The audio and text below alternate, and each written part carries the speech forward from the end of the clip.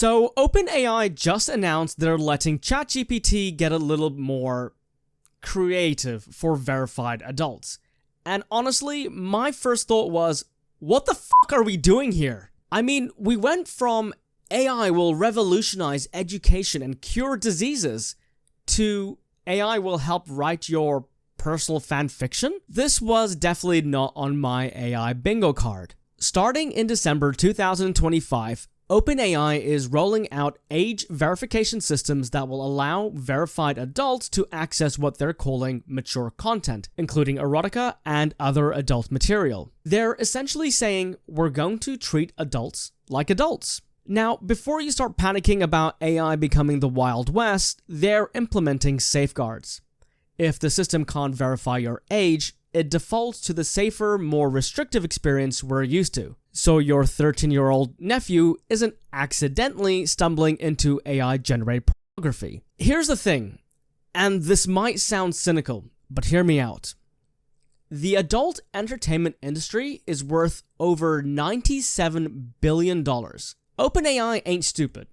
They see competitors like Character AI and others already allowing more mature content, and they're thinking, why should we leave money on the table? It's like when your favorite restaurant finally adds the dessert menu you've been asking for, except instead of tiramisu, it's...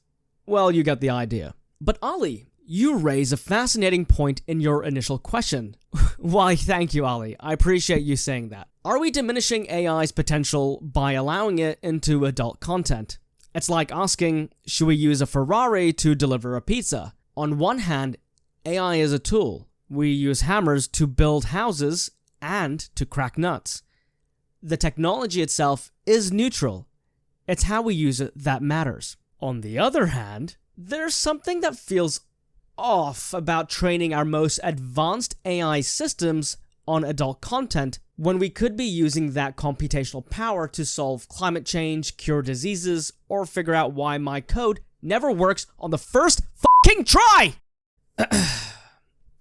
This brings up some genuinely thought-provoking questions. First, are we creating AI dependency in intimate aspects of human life? When people start preferring AI-generated romantic content over human connection, what does that really say about our society? Second, what about consent and exploitation? AI right now can generate content that looks like real people without their permission.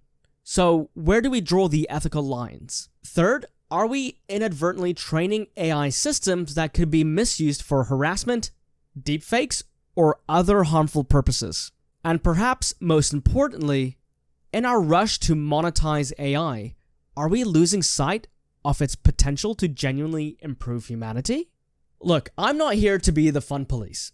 Adults should have the freedom to use technology as they see fit, within legal and ethical boundaries, of course. And honestly, if this helps OpenAI fund research that leads to breakthroughs in medicine or education, maybe there's a silver lining. But we need to be having these conversations now, not after the technology is already embedded in our lives. The reality is, AI is going to be used for everything humans use for technology. The profound, the mundane, and yes, the intimate. The question isn't whether we can stop this trend, but whether we can guide it responsibly. What do you think? Are we opening Pandora's box or just acknowledging reality? Drop your thoughts in the comments below and keep it PG. Don't forget to subscribe for more AI discussions that make you think, laugh, and occasionally question everything. Thank you very much for tuning in. I really appreciate you for being here. Stay safe out there, and remember always to be kind to each other.